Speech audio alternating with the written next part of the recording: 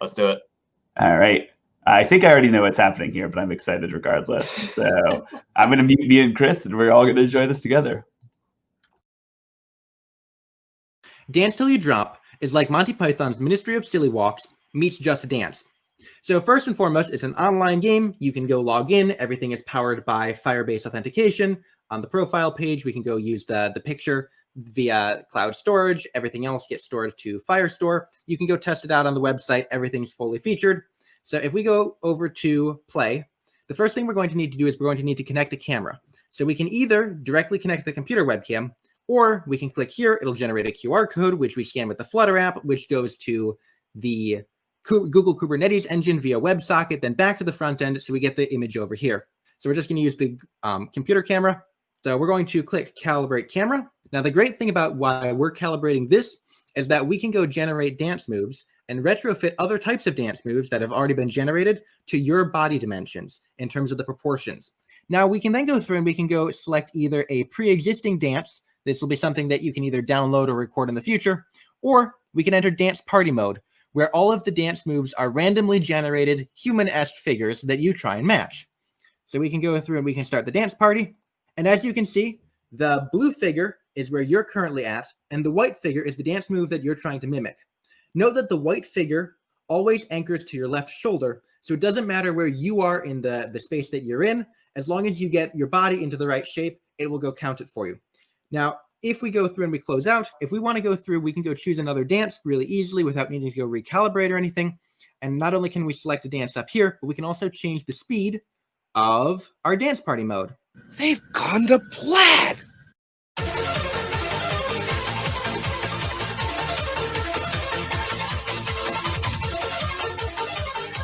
As you can see, we can make you dance till you drop. Yeah. Incredible. These are awesome. And I'm pretty sure that is Nate, who I believe is one of the organizers of Grizz Hacks. I could be horribly wrong, but I'm very excited to see the Dimmer brothers here. That's what I'm excited about. You were saying, Nate, I think this is a duo, brother hack. I feel like that's impressive. I feel like we should see if we can get them on stream to talk about this. Let me see if I can message one of them. But obviously, incredible video. And I could be horribly wrong, but I think as a placeholder, I believe they have rickrolled several of our judges before they uploaded their real video. So good job, team. Yeah, I thought it was the rickroll, to be honest. So I messaged Nate. We'll see if he responds, but we'll move on to our next video in the meantime. So, all right, I think the brothers are getting their stuff set up right now. Heck yeah. Get him in here. All right. Tell us about your project. We watched the demo on stream just a second ago and loved it. Wait. First, tell us who you are. Where are you from? Oh, yeah. We should start there. We are actually, my name is Andrew Dimmer. And I'm Nathan Dimmer. And we are both from Michigan, about an hour north of Detroit. Very exciting. If you couldn't tell, we're brothers. We were talking about that on stream. I feel like I'm a little jealous, honestly. I've never hacked with my brother, and I feel like that's a travesty. I feel like I need to get on that with him. We need to do a project together at some point. So it is quite enjoyable. Yeah. And I met you two at the border, basically casino town that Hack MHS took place. Oh, Massey Hacks, rather. Yep. But yeah, up in Canada, which is very exciting. For the record, I had amazing chicken and waffles in Detroit that I think about literally every day, and now I want to go back to Massey Hacks just to have that again. All right, now tell us about your project. What inspired you? Okay, so the big thing that inspired us was we were thinking of funny things, and the first thing that came to mind was, silly walks and silly dancing and dancing like nobody's watching. And one of the things that kind of came up was, a lot of the dancing games that are out there are very pre-scripted, and they're very, you move one hand and magically you do the dance. And what we wanted to do is we're like, well, we know that TensorFlow already has a pose modeling thing. Is there a way that we can go through and we can randomly generate dance moves for people to go and do to always keep things new and fresh and exciting? And so our focus was very much on the data analysis and the data generation for the dance moves as we were going through and basically coming up with new things for users to do all the time. Awesome. Yeah, I totally, this is just an amazing idea for a project. I have two very important questions. The first is, did you have a placeholder video of a Rickroll for 5 seconds? Yes. So I do the video editing, and this one took slightly longer because it was more complex. And when I was submitting at 8 a.m., I needed a video in there, so I figured I'd rickroll you guys. Sorry if that caused any emotional duress, but you may or may not have traumatized about half of our judges, but I think they'll recover. I don't know what judge it was, but we round robin the judges, so they only see like a set of the tables, right? Just like you would at a normal event or in-person hackathon. But I think whoever had your group, like you were their first project they saw, so they're like, they just woke up, they got their coffee, they're like, yeah, I'm gonna see some awesome hacks today, and then immediately rickrolled like very first project, and they put I love our judges chat, and we're just like. What do I do? We were like, come back to the project. Like, we'll see if they need to update it. So they are going back, but a very important aspect of that as well is they did not know what rickrolling was. So they were just they just linked to an old music video. We all had to piece together like, oh, they just got rickrolled.